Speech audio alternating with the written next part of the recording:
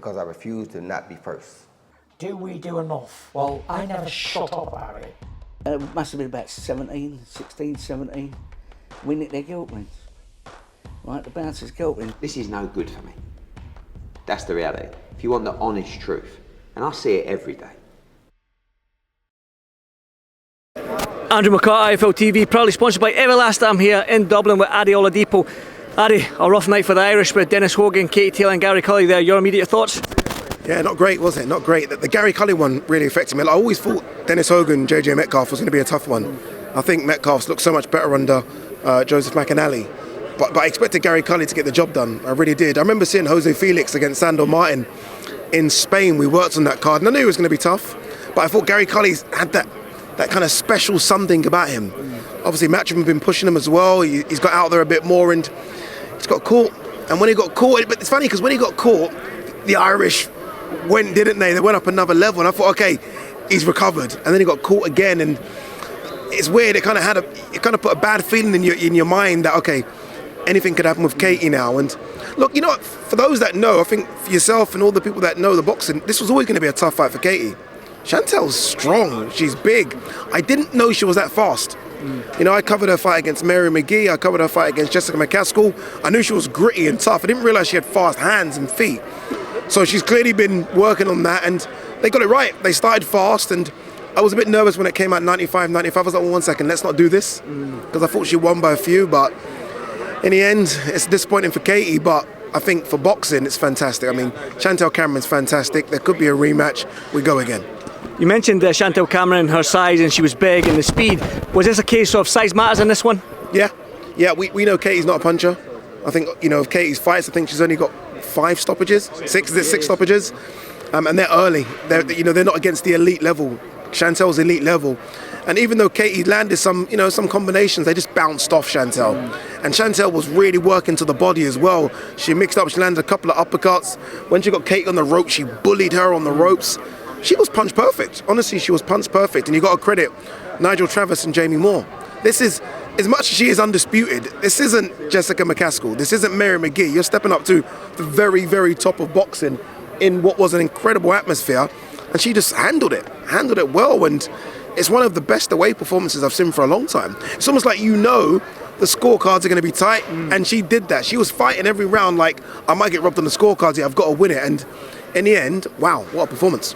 A lot of people were saying, obviously, the pressure of Chantelle Cameron, but then obviously Katie landed maybe the cleaner shots in this one. So obviously the judges thought the pressure and the volume of work from Chantelle was enough in this one. Yeah, although I thought Katie landed some clean shots, it was few and far between. When she did, it looked good. And the noise, and for the judges, I mean, congratulations to them, because it's easy to be swayed by the noise here. But I thought that the pressure was Chantelle. I thought the work rate was Chantelle. It'll be interesting to look at the punch stats, because I thought Chantelle was way ahead in punch stats. And in the end, she just was a bit too much.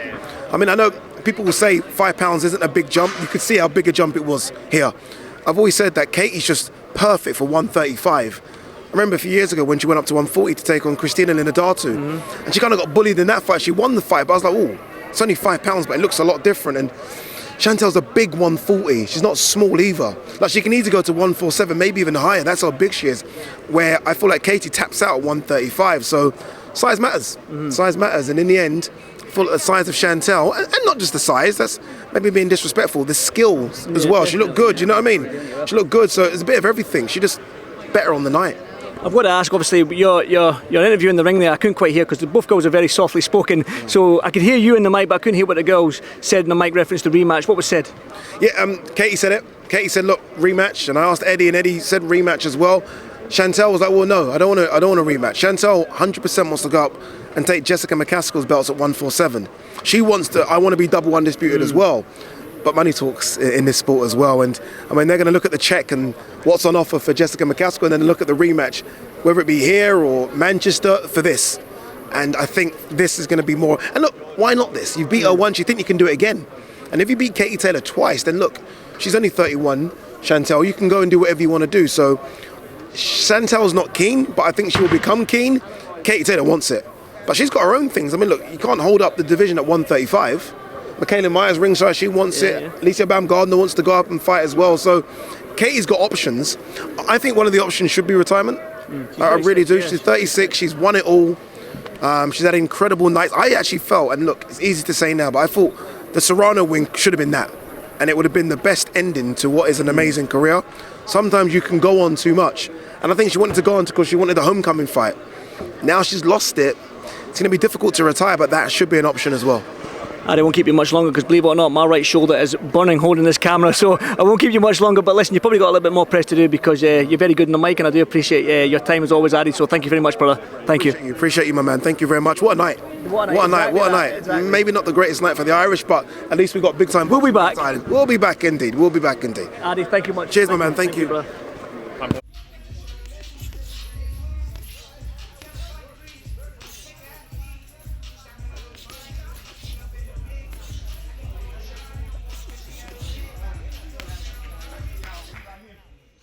Because I refuse to not be first. Do we do enough? Well, I never shut up about it. It must have been about 16, 17. We nicked their guilt rings. Right, the bouncer's guilt ring. This is no good for me. That's the reality. If you want the honest truth, and I see it every day,